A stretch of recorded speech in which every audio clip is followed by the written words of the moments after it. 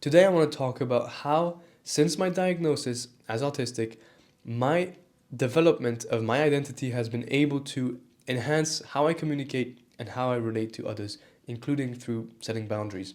To do this, we're going to use one concept, which is your personal identity. We also call it self-definition or self-concept. Those are the same thing. It's your personal identity. As a typical high masking autistic person, I'm obsessed with identity and thinking about identity. And I think this is something broader in the community we love to think about and talk about. And one of the key things I've been thinking for the last 5 months is how my self concept, my identity, is related to how I talk and communicate with others. As my identity became more and more stable and formed, I was also more and more able to communicate in a concise, precise, efficient way with others. I was confused about this for a long time. How is it that understanding myself better leads to better communication, better boundaries, and better interactions with others? And I noticed that the ways we talk about identity, we call it a self-concept or self-definition. Those words, definitions, and concepts we use outside of developmental psychology as well, just to talk about ideas and concepts in general, not just my self-concept of my self-definition. And so I saw this connection where the more I knew who I was, the better I could communicate with others. And I want to explore that today. Now, I want to talk about 3 different experiences to help clarify this connection between personal development and my ability to understand and communicate boundaries and relate to others. The first way I realized was, well, concepts are composed of multiple parts, they're nuanced, they're complex. And so having a self-concept is like a blueprint to understand what concepts can be like. So this is the first thing I realized. I was like, okay, I have now my sense of identity, my self-definition, and I know that I know how that feels like. And so I can sort of export that or translate that and use that reference as a reference for how concepts and definitions and ideas might be. In other words, I know that my self-definition is, I'm composed of many parts, but there's a sort of coherence to it.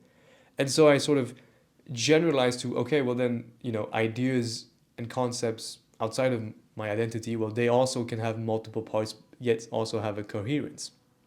So that's really the first idea, which is your sense of self is like a baseline reference for concepts in general outside of your own self-concept, which was pretty cool. I was happy about that.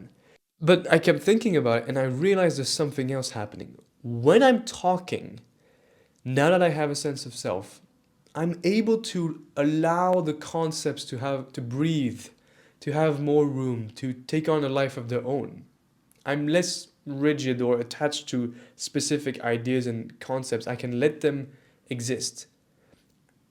Because I have my own self-concept and definition, concepts and ideas can exist and I'm not latching on to them in the way I used to before. Before, I would get so excited about a thought or a concept that I would really latch onto it and not let it breathe, not let it have its life of its own. But now that I have my own self-concept, I can relate better to definitions and concept in general. So that was a second big realization. And this relates to, of course, relating to others and other people's identities and self-concepts and self-definitions, right? It relates to boundaries as well, and I'll get to that. But first, I want to give an example of this letting the concepts have their own life, so to speak, because I have my own definition of myself. So yesterday, I go to my therapist, and he asks me, well, how do you feel about coming here? Typical therapist question. And I had a complex or long layered set of thoughts that I could have said to that answer that question, but I realized that that whole cloud of ideas had itself a sort of identity, which was, I'm happy to come here. That was the self-concept, so to speak, of that whole set of ideas. So I just said I was happy to come here. I'm happy to come here. And this is massive for me. Like I think, people who are autistic and who have spent so much time being misunderstood will realize this. Because there's this idea I had that, well, of course, everybody wants to feel understood, right?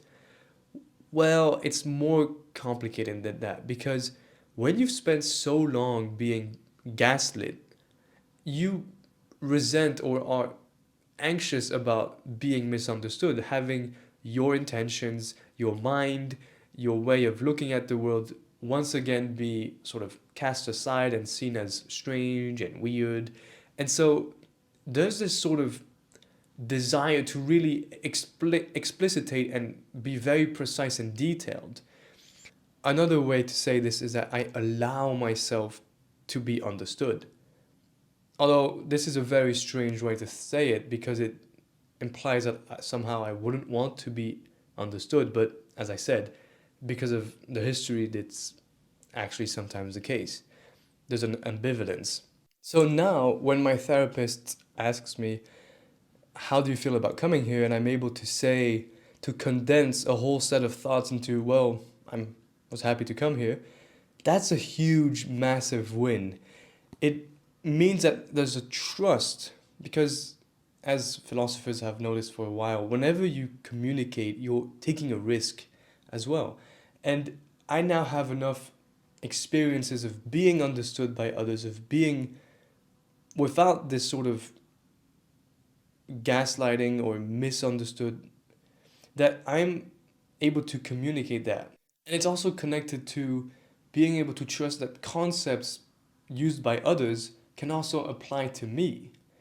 And this is a sort of restoration or healing of a connection to a broader culture and language and society. So, really great stuff. And what's really cool is that my third point is that this whole thing that I'm describing, where as you develop your sense of self, your ability to use concepts becomes better. My ability to hold definitions and words in my mind, I give them more space and they thank me for it. They allow me to be very condensed and communicate efficiently. I'm happy to be here instead of having to say 5 sentences. That is exactly the same thing that happens in social relationships. And that makes sense because people also have identities and self concepts. And now that, and this relates to the idea of boundaries. Boundaries were so mysterious for me. I was like, what are they? And of course, because I didn't have a self definition, and self boundaries are a part of self definition. What's really interesting as well is that I always thought that boundaries would separate. And this is the people pleaser ethos that so many long time undiagnosed autistic people have. And I would love to make another video about this, but it's just that it's the opposite that is true. Boundaries, because they are a part of my identity, allow deeper connection. When I said that with using concepts and ideas in my thinking and communication, that I'm able to give them more space and let them condense a big aspect of my experience, that sort of relationship with concepts is similar to relationships with others. Because I have boundaries and a sense of self, I allow others to exist as different beings than me, to take up space, to have a rich sense of self, to be integrated and differentiate themselves. And that's, amazing because now I'm in my community and there's these big personalities, but those big personalities allow connection because there's things to connect with. We're different. We have boundaries, which actually enables deeper connection.